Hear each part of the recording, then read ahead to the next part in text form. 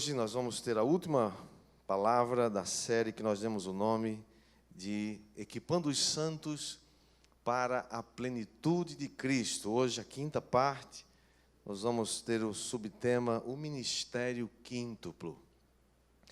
E eu gostaria que você abrisse sua Bíblia comigo em Efésios, capítulo 4. Efésios, capítulo 4. Nós vamos ler, dessa vez, a partir já do versículo 1. Efésios, capítulo 4, versículo 1. Eu gostaria que você ficasse de pé, se você puder, para a gente ler a Bíblia juntos. A palavra de Deus é digna de toda honra, de toda reverência. E eu pediria a você, por gentileza, que enquanto estamos lendo a palavra de Deus, você não se movimentasse, esperasse até a gente terminar. Ok? Agradeço a sua compreensão e a sua reverência. Nós estamos lendo, estaremos lendo a palavra de Deus. Essa palavra foi escrita por homens, mas foi inspirada pelo Espírito Santo. Ela merece toda aceitação, toda confiança e toda reverência da nossa parte. Então, vamos ler Efésios capítulo 4. Diz assim: rogo-vos, pois, eu, o prisioneiro do Senhor, que andeis de modo digno da vocação a que fostes chamados, com toda humildade e mansidão, com longanimidade, suportando-vos uns aos outros em amor, esforçando-vos diligentemente por preservar a unidade do Espírito no vínculo da paz. Há somente um corpo e um Espírito, como também fostes chamados numa só esperança da vossa vocação. Há um só Senhor, uma só fé, um só batismo, um só Deus e Pai de todos, o qual é sobre todos, age por meio de todos e está em todos. E a graça foi concedida a cada um de nós, segundo a proporção do dom de Cristo. Por isso diz: quando ele subiu às alturas, levou cativo o cativeiro e concedeu dons aos homens. Ora, o que quer dizer subiu, senão que também havia descido até as regiões inferiores da terra? Aquele que desceu é também o mesmo que subiu acima de todos os céus para encher todas as coisas. Versículo 11. E ele mesmo concedeu uns para apóstolos, outros para profetas, outros para evangelistas e outros para pastores e mestres, com vistas ao aperfeiçoamento dos santos, para o desempenho do seu serviço, para a edificação do corpo de Cristo, até que todos cheguemos à unidade da fé e do pleno conhecimento do Filho de Deus, a perfeita varonilidade, à medida da estatura, da plenitude de Cristo. Que o Senhor aplique essa palavra no nosso coração, nessa noite, em nome de Jesus. Vamos orar, feche seus olhos, abaixe a sua cabeça por um instante. Pai bendito, nós te damos graças pela tua santa palavra. Pedimos que o Santo Espírito de Deus, que inspirou essa palavra, também nos inspire nessa noite, nos revele a sua vontade e nos leve, Senhor, ao entendimento daquilo que o Espírito Santo deseja que sejamos, que nos tornamos cada dia a tua casa, a tua habitação, o lugar onde tu moras, onde tu tens prazer em habitar. Eu peço que cada um aqui receba a sua porção de graça, de favor do Senhor, da tua bênção, do convencimento do Espírito Santo e da revelação que vem do Espírito Santo para o nosso espírito. Em nome do Senhor Jesus nós pedimos. Amém. Todos dizem? Amém. Amém. Você pode assentar, querido.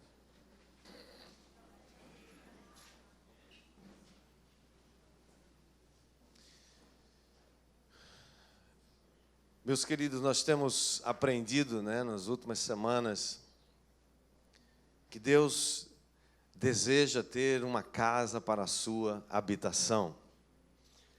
Nós temos aprendido que existia no Antigo Testamento um padrão para que a casa de Deus se manifestasse.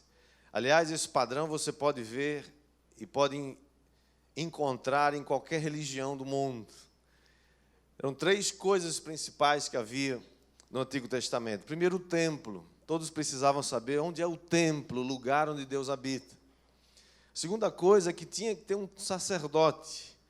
Os sacerdotes eram escolhidos para servir e para apresentar os sacrifícios. Nem todo mundo podia fazer isso. E a terceira coisa, tinha que haver um sacrifício. Normalmente um sacrifício de um animal. No Novo Testamento, esses 3 elementos continuam, mas eles agora são diferentes. No Antigo Testamento existia a figura do templo. A palavra de Deus nos diz agora que Deus não habita mais em templos feitos por mãos humanas. Ele agora habita em mim e você. Somos o templo do Espírito Santo individualmente, mas Ele não só quer habitar em mim e você individualmente, Ele quer habitar entre nós, como uma casa para a sua habitação. Quem está entendendo? Mas também havia o sacerdote, e hoje nós não precisamos mais de sacerdotes para oferecer sacrifícios por nós. Por quê?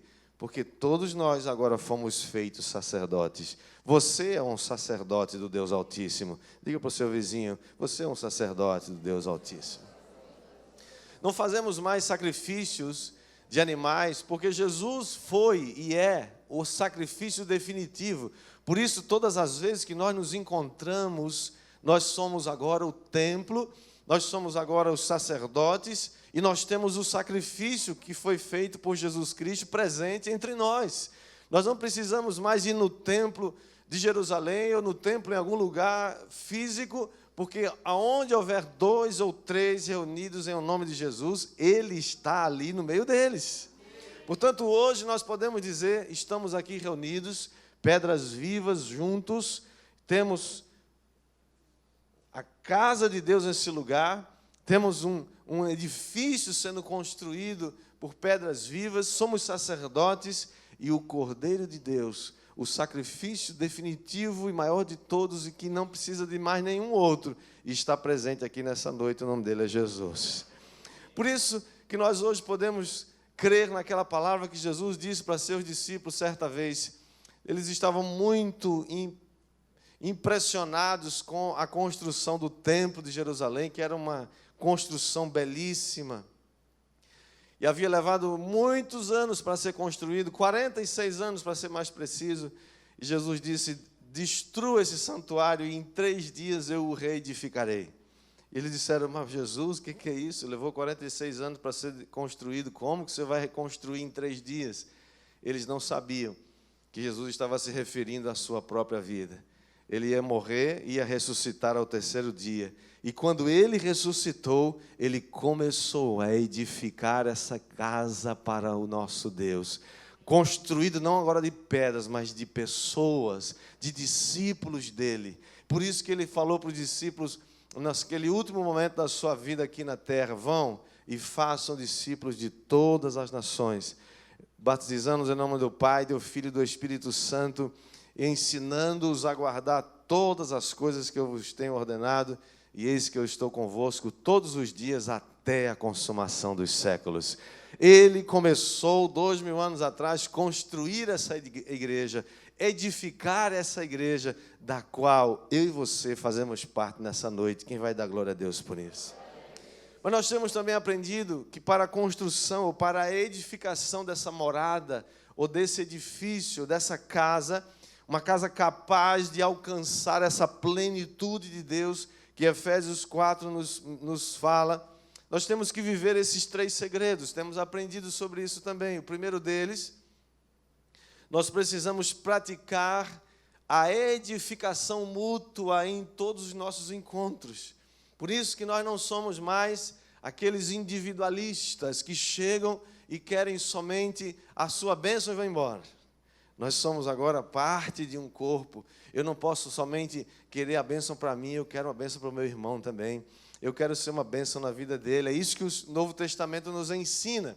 A relação ou o relacionamento entre os irmãos no nível dos uns aos outros. Amai-vos uns aos outros, perdoai-vos uns aos outros, servi uns aos outros e assim por diante. A segunda coisa, o segundo segredo para essa edificação é que nós precisamos andar e viver nessa terra como embaixadores do Deus Trino. Você é um embaixador do Deus Trino. Você é uma embaixatriz do Deus Trino. Nós representamos o Deus Trino aqui na terra. Eu não sou mais qualquer pessoa, não sou mais... Como esses dias eu estava vendo uma pessoa falando assim, olha, o que você gostaria de ser quando crescer? Eu quero ser alguém na vida. Falei, poxa, legal, mas que bom que você tem um bom propósito de ser, né, de tornar alguém útil, né, para a sociedade, para o semelhante e assim por diante. Mas essas pessoas esquecem que elas já são alguém. Eu não preciso esperar para ser alguém na vida. O que ele estava dizendo era, em outras palavras, um dia eu vou ser reconhecido por alguma coisa. O legal dessa história toda é que você já foi reconhecido como alguém importante quando Jesus morreu por você. Quando Ele te resgatou, te deu salvação, perdoou teus pecados, te deu vida eterna. Ele está dizendo, você é meu, você é importante. Quem está entendendo isso, diga amém. E a terceira coisa, para que possamos edificar essa casa, essa morada de Deus, nós precisamos ser equipados constantemente através daquilo que nós chamamos de o ministério quíntuplo, ou o ministério, ou chamado também os dons ministeriais de Efésios 4:11. É sobre isso que nós queremos falar hoje. E eu gostaria de mencionar o fato de que você pode estudar muito mais sobre isso. Existe um livro muito bom a respeito desse assunto, o livro do pastor Edilio, chamado Edifique a Minha Casa, sobre a qual também baseamos essa série de mensagens. Um homem de Deus, ele é um pastor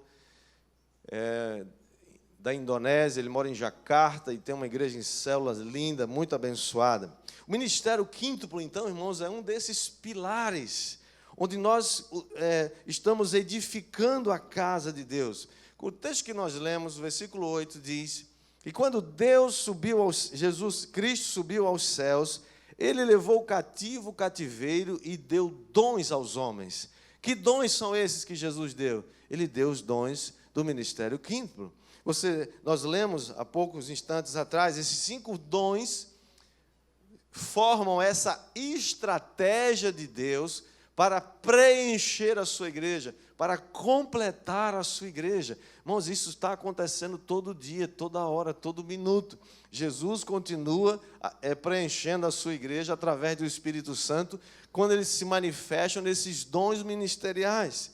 Nós vemos, por exemplo, que o texto começa dizendo, Efésios 4:11, que Deus deu alguns para apóstolos, outros para profetas, outros para evangelistas, outros para pastores e mestres. Esses 5 ministérios, irmãos, precisam estar funcionando entre nós. Um dia eu achava que, eu até desejava isso, eu orava por isso. Eu gostaria de ter na nossa equipe, assim, pessoas com essa capacidade, né?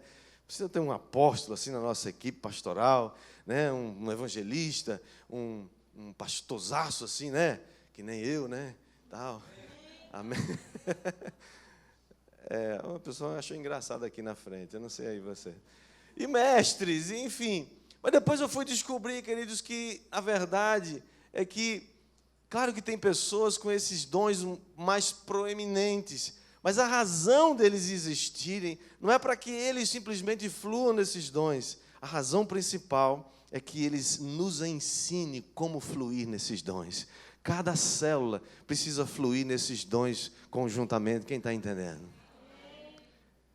Para aqueles que não creem, por exemplo, que não existam mais os dons, né, ministeriais de apóstolos e profetas, por exemplo, algumas considerações a fazer. Primeiro, os 12 apóstolos de Jesus, que conviveram com ele durante o seu curto ministério de 3 anos e meio aproximadamente, e bem assim os profetas do Antigo Testamento, né, eles ocuparam posições únicas.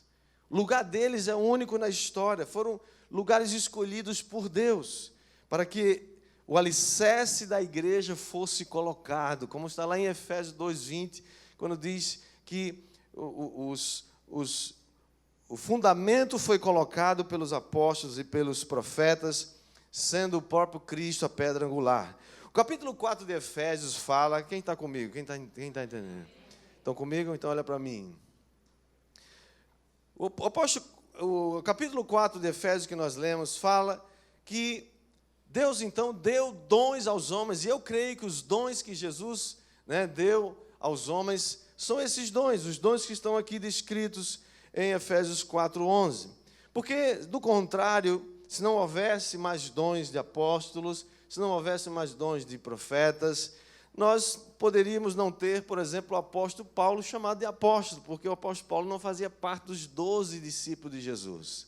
Por exemplo, nós vemos a menção de profetas como Ágabo, Judas, Silas. Esses todos estão mencionados no livro de Atos dos Apóstolos. Os apóstolos e profetas que vieram depois da ascensão de Cristo, no entanto, é evidente que eles diferem dos demais. Eles não são mais aqueles que estabeleceram o fundamento da igreja, o alicerce da igreja, mas agora eles precisam edificar a igreja. Quem está me entendendo? Você que tem dons nessa área, você precisa usar seus dons para edificar a igreja. O que foi estabelecido pelos apóstolos e profetas, eles, portanto, não estão ocupando uma mera posição na igreja, eles estão exercendo um dom ministerial. Outra razão por que cremos que os apóstolos e profetas ainda existem hoje, é que como Paulo, como Ágabo, como Barnabé, que é também mencionado como apóstolo, Judas, Silas, bem como os atuais profetas e apóstolos, a igreja jamais alcançaria a sua plenitude se não fosse a existência deles. O que é interessante é que o verso 13 que nós lemos diz: até que todos cheguemos. Até que todos cheguemos. E aí ele fala algumas coisas. Isso quer dizer que o trabalho do ministério quíntuplo não pode parar. Esses ministérios precisam continuar, precisam fazer o seu trabalho, até que todos alcancemos, cheguemos a isso que está descrito nos versos 13 aos versos 16. E olha o que é que está escrito aqui no verso 13 em diante. Até que todos cheguemos à unidade da fé e do pleno conhecimento do Filho de Deus, à perfeita varonilidade, à medida da estatura da plenitude de Cristo. Isso é um alvo que nós estamos caminhando para lá. Versículo 14. Para que não mais sejamos como meninos, agitados de um lado para o outro, levados ao redor por todo o vento de doutrina, pela artimanha dos homens e pela astúcia com que induzem ao erro. Verso 15. Mas seguindo a verdade em amor, cresçamos. Diga comigo, cresçamos. Irmãos, crescimento é natural de um corpo saudável. Diga comigo, crescimento é natural de um corpo saudável. Cresçamos em tudo naquele que é a cabeça, Cristo Jesus. Nós não podemos crescer ao lado ou à parte de Cristo.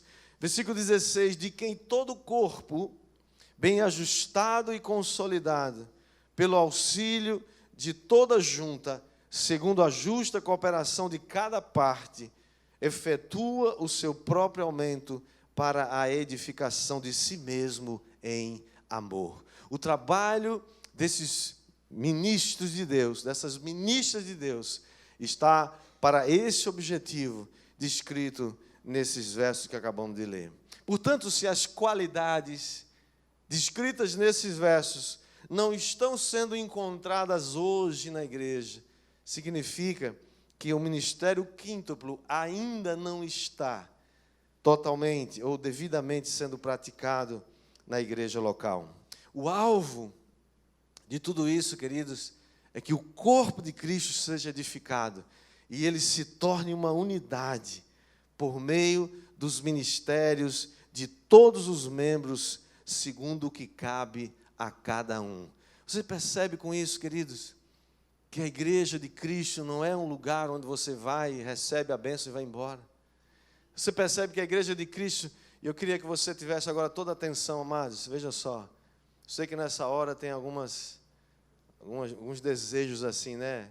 Talvez aquela praia hoje, aquela piscina, aquela vontade de dormir, né?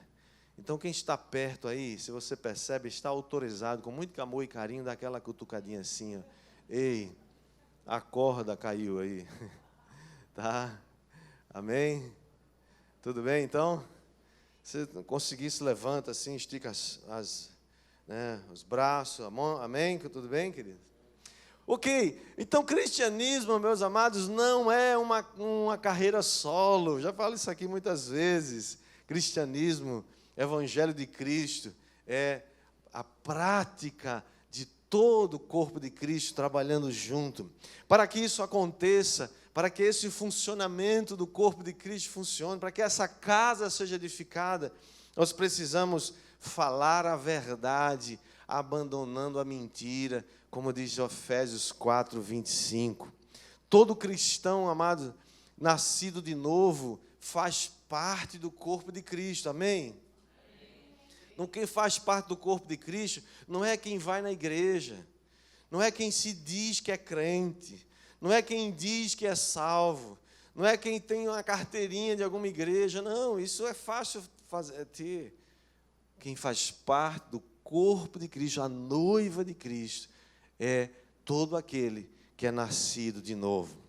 Portanto, se você é nascido de novo, se você faz parte dessa igreja invisível de Cristo, então você e eu somos chamados a praticar esse relacionamento dos uns aos outros, onde cada membro, cada pessoa opera e contribui na edificação do corpo de Cristo. E o objetivo final de tudo isso, de uma igreja preparada com esse ministério quíntuplo, através desse ministério quíntuplo, não é apenas produzir eventos, cultos, reuniões. A principal razão para que estejamos envolvidos nesse ministério é edificar aquilo que nós chamamos as unidades básicas do corpo de Cristo, que são as nossas células. Nós somos uma igreja em células, amado. Uma igreja celular que tem a partir das células o funcionamento, né, da igreja, principalmente durante a semana. Mas a pergunta então que surge é: qual é a função desse ministério quíntuplo? Qual é a função desses 5 ministérios no corpo de Cristo? Por que é que está escrito aqui? Por que Paulo estabeleceu dessa maneira? Qual a função dele? Parece uma coisa assim de dons, mas está dizendo que é para a igreja, para abençoar a igreja. Na verdade, nós poderíamos simplesmente definir ou resumir a função do ministério quíntuplo, que é preparar todos os santos. Você e eu estamos empenhados numa tarefa de ser preparado e preparar todos os santos. Quem está entendendo? Por isso, queridos, que você e eu não somos chamados para ficar sentado no banco. Fomos chamados para servir. Somos chamados para abençoar, para ser treinado e treinar outros. Portanto, a função do ministério quíntuplo é preparar todos os santos para que possam realizar a obra do ministério, de modo que o corpo de Cristo seja edificado. A versão NVI traduz Efésios 4:12 da seguinte maneira: com o fim de preparar os santos para a obra do ministério, para que o corpo de Cristo seja edificado. Essa palavra preparar é interessante. Essa palavra preparar, na versão Revista Atualizada, é traduzida como aperfeiçoar. Na verdade, essa palavra é traduzida da palavra grega catartismos, que significa uma coisa muito interessante. O significado dela é mais ou menos assim: os atos de um médico que restaura as partes quebradas e disfuncionais de um corpo. Essa palavra preparar os santos é traduzida de uma palavra que significa os atos de um médico que cuida, que restaura que cura as partes quebradas e disfuncionais de um corpo. É exatamente isso que esses ministérios fazem, querido. E por isso que eles são tão imprescindíveis. Creio mesmo que a razão de muita gente, ou muitas pessoas, ou muitas igrejas, não estarem tendo ou vivendo a plenitude da graça de Deus nas suas vidas, é porque não entende a necessidade de sermos ministrados nesses dons ministeriais de Efésios 4:11. Aqueles que operam nos 5 ministérios são então comparados a esses médicos especialistas. Quando você está precisando de algum médico, você vai aonde? Você vai no clínico geral ou você vai no especialista? Normalmente você vai no clínico geral para dar aquele check-up geral, mas quando tem um probleminha, você vai no especialista. Então, esses 5 ministérios aqui são especialistas em cada uma dessas áreas. Quem será, então, curado por esses especialistas? São aqueles que interagem, são aqueles que estão debaixo do companheirismo de uns aos outros. Você já viu alguma pessoa ser consultada sem ir lá no médico, sem o médico vê-lo? Não. Não é verdade? Você tem que ir lá. Você tem que buscar.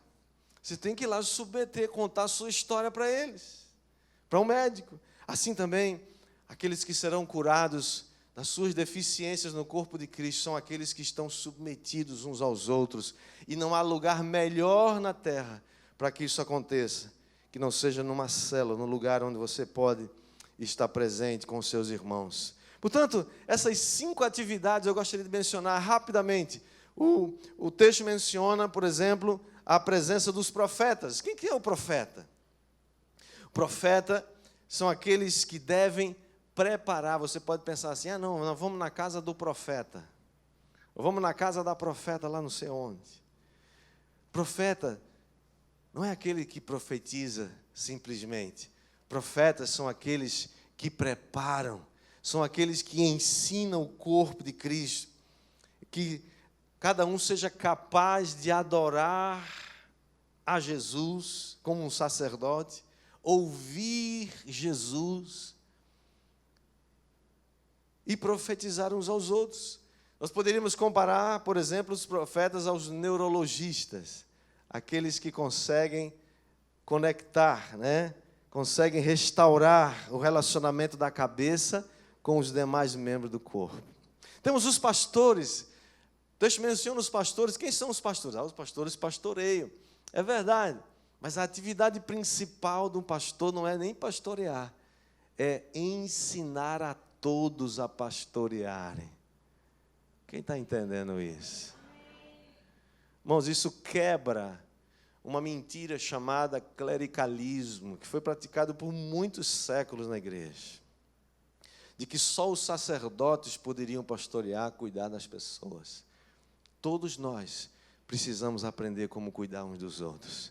Nós somos uma igreja que queremos ganhar muitas vidas para Cristo e queremos cuidar muito bem delas. E não é um pastor que vai cuidar de todos, é você que vai ganhar e vai cuidar bem delas. Quem vai dizer amém? Portanto, eles não só pastoreiam o rebanho, mas treinam os membros do corpo, de modo que possam pastorear a outros também. Pense nos médicos, os pastores como médicos especialistas em problemas das juntas, dos ossos, que eles vão colocando essas coisas no seu devido lugar, curando esses relacionamentos doentios, muitas vezes, dentro do corpo de Cristo. O texto fala também dos evangelistas. O que o evangelista faz? O que o evangelista faz para você?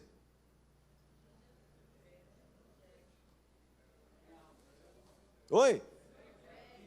Faz, prega, evangeliza. É natural, né? Evangelista evangeliza, ok? Tá, mas a atividade principal do evangelista não é evangelizar. É claro que ele evangeliza, e olha, tem evangelistas que são muito top, viu?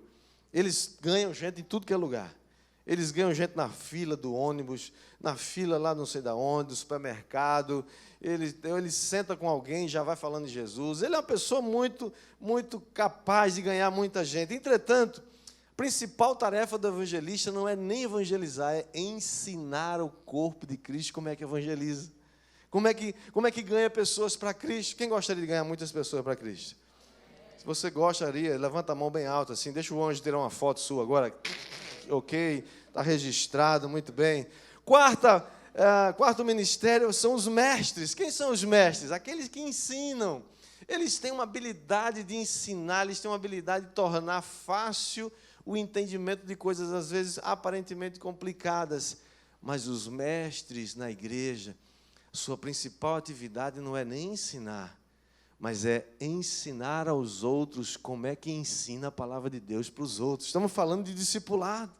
Estamos falando de como ensinar as pessoas a se tornarem como Cristo. Qual é o padrão? É Cristo. O que fazemos no discipulado? Levamos a pessoa a Cristo. Não fazemos discípulos à nossa imagem. Nós cuidamos dos discípulos, das ovelhas de Jesus, e queremos que elas se pareçam com Jesus. Quem está entendendo, diga amém. E por último, os apóstolos.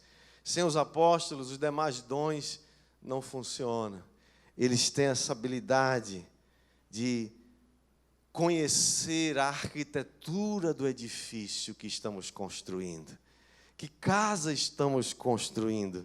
Essa casa de pedras vivas. Irmãos, quando eu penso nessa imagem, eu fico encantado com isso.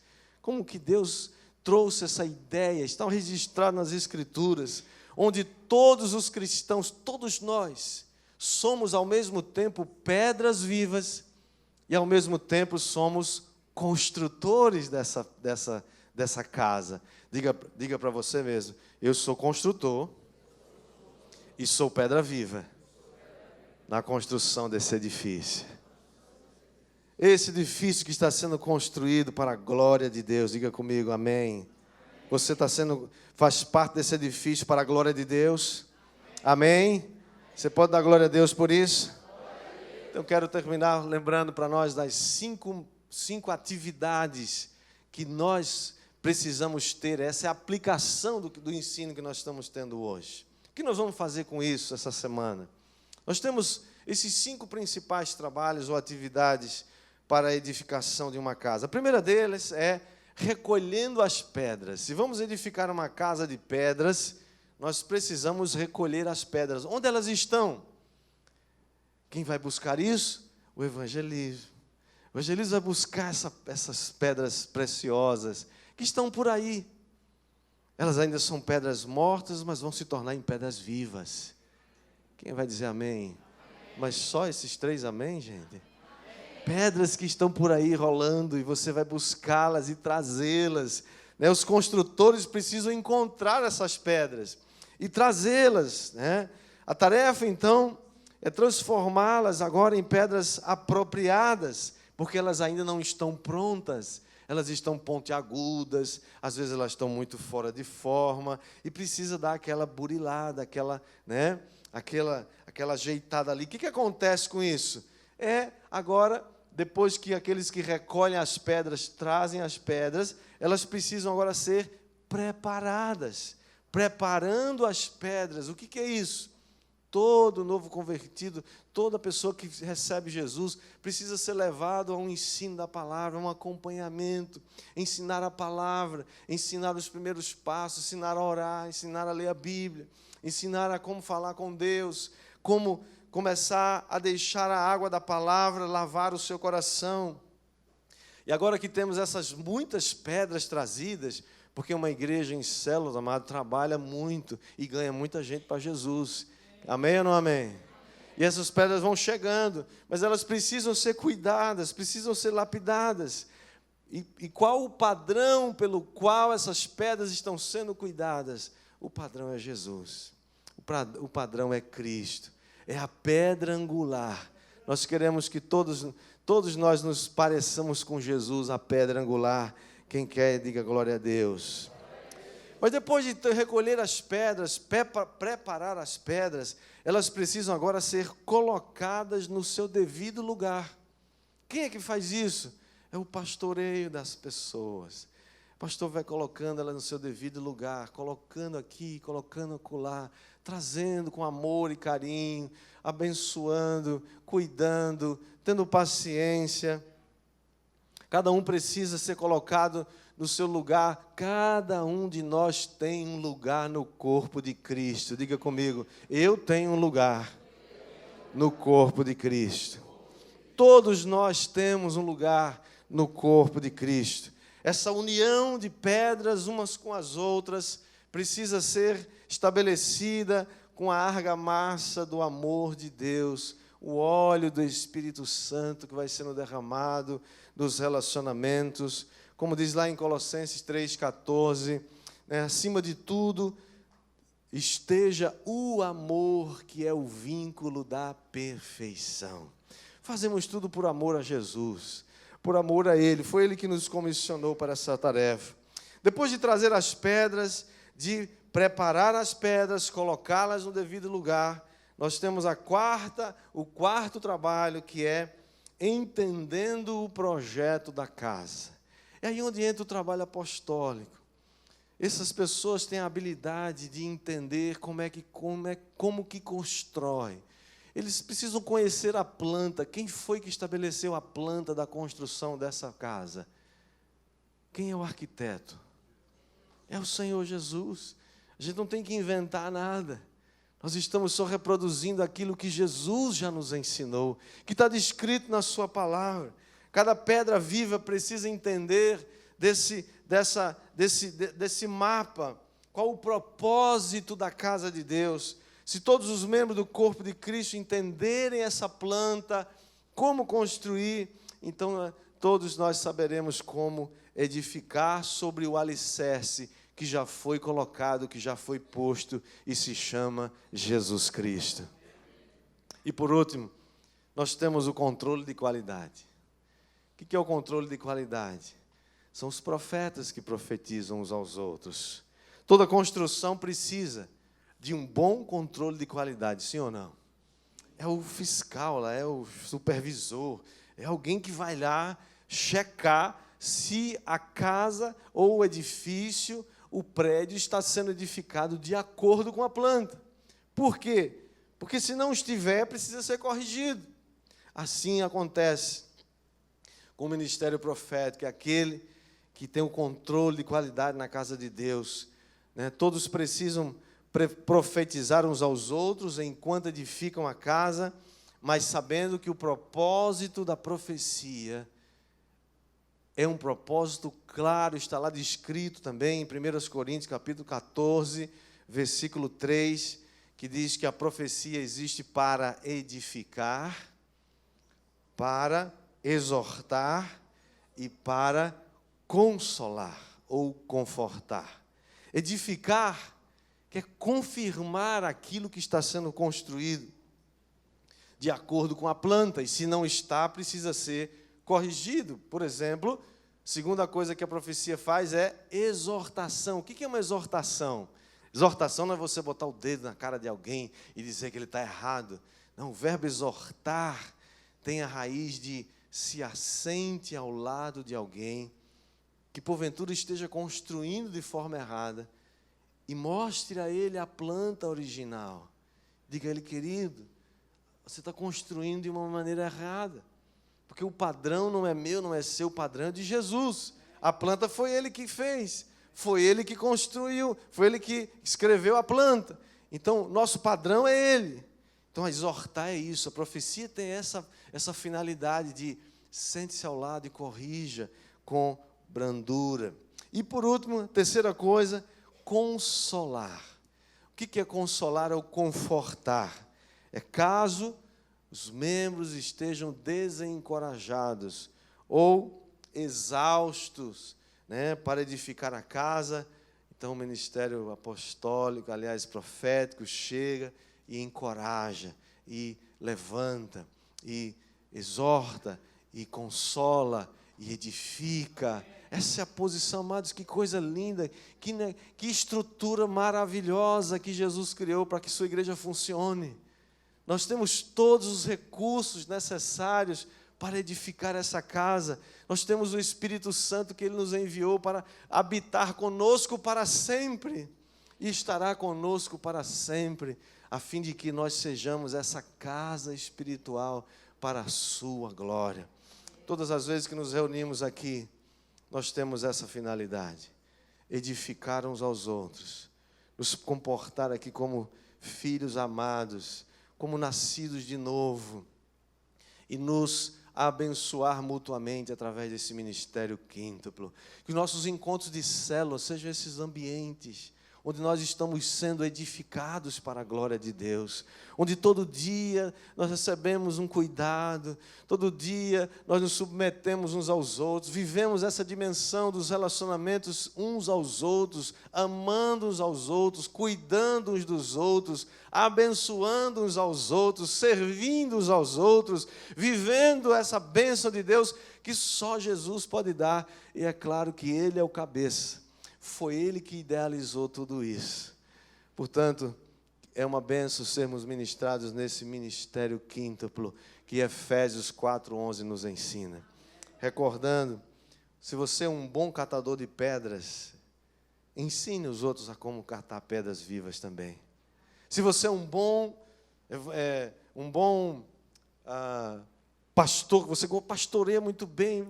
E olha, irmãos, pastor não é só aquele que tem o título, pastor é aquele que cuida, pastor é aquele que abençoa, pastor é aquele que está sempre trazendo. Então ensina para os outros como fazer isso. Se você tem um entendimento apostólico do reino de Deus, ajude a colocar, a obedecer, que cada um obedeça a planta de acordo com aquilo que Jesus edificou. Se você é um mestre, sabe ensinar a Bíblia, sabe, se o Espírito Santo te revela coisas tremendas, compartilha isso, ensina outros, a ensinar a outros, porque a igreja não é para nós, a igreja é para os outros, a igreja é para aqueles que estão chegando hoje, você que vem aqui hoje pela primeira vez, essa igreja é para você. Essa igreja é sua, é mais sua do que minha. A nossa alegria é maior com você do que quem já está aqui, porque o nosso pastor nos deu um exemplo. Qual foi o exemplo que ele deu? Ele deixou 99 ovelhas lá no aprisco e foi em busca de uma que se desgarrou, porque ele valoriza cada ovelha que ele tem. Nós queremos ser ministrados nesses dons ministeriais, porque nós valorizamos cada ovelha desse rebanho. Queremos cuidar muito bem delas, porque se a gente cuidar bem das que Deus tem nos dado, Ele vai nos dar milhares, quem sabe milhões de ovelhas, para serem cuidadas em nome de Jesus.